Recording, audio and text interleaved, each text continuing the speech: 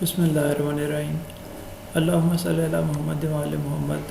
14 تاریخ کا اگلا باب۔ آپ ہماری ویڈیوز کو شیئر، سبسکرائب اور لائک ضرور کریں۔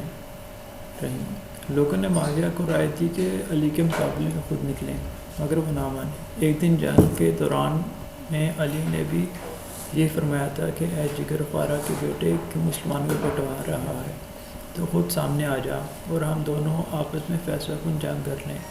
بہت سی تواریخ میں ہے کہ اس جنگ میں 90 لڑائیاں وقوع میں آئیں۔ 110 روز تک فریقین کا قیام صفین رہا۔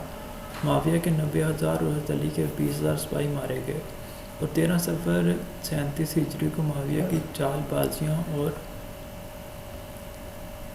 عوام کو بغاوت کے باعث فیصلہ حاکمین کے حوالے سے جنگ بند ہو گئی۔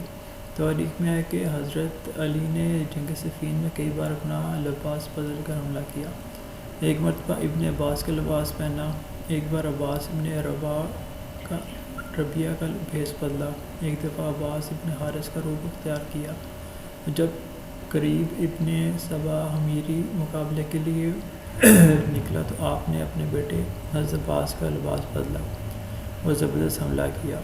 لڑائی نہایت تیزی سے جاری تھی کہ عمار یاسر، جن کی عمر 93 سال تھی، میدان میں آ نکلے، 18 شامیوں کو قتل کر کے شہید ہو گئے۔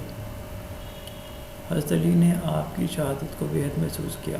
ایرنگ لکھتا ہے کہ عمار کی شہادت کے بعد علی نے 12,000 سواروں کو لے کر پرغزو حملہ کیا اور دشمنوں کی صفیں الٹ دیں، اور مالک اشتر نے بھی زبردست بے شمار حملے کیے۔ دوسرے دن صبح کو حضرت علی نے پھر لشکر معاویہ کو مخاطب کر کے فرمایا کہ لوگوں سن لو، احکام خدا معطل کیے جا رہے ہیں، اس سے مجبوراً لڑ رہا ہوں۔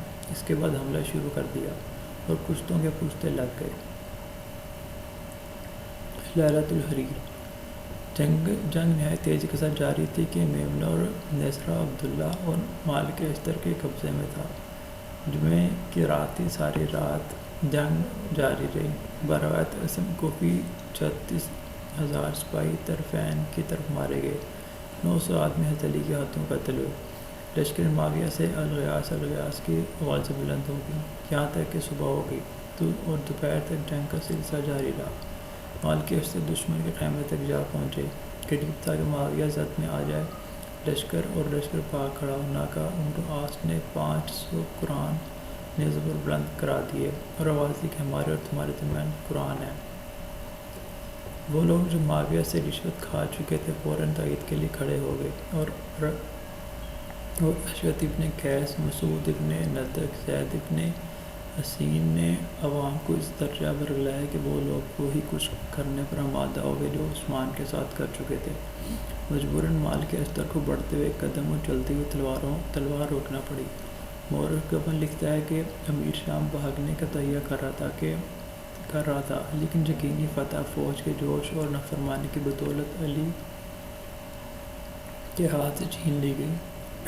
جریجی زدان لکھتا ہے کہ نیزوں پر قرآن شریف دیکھ کر حضرت علی کی فوج کے لوگ دھوکہ کھا گئے، ناچار علی کو جنگ ملتوی کرنا پڑی۔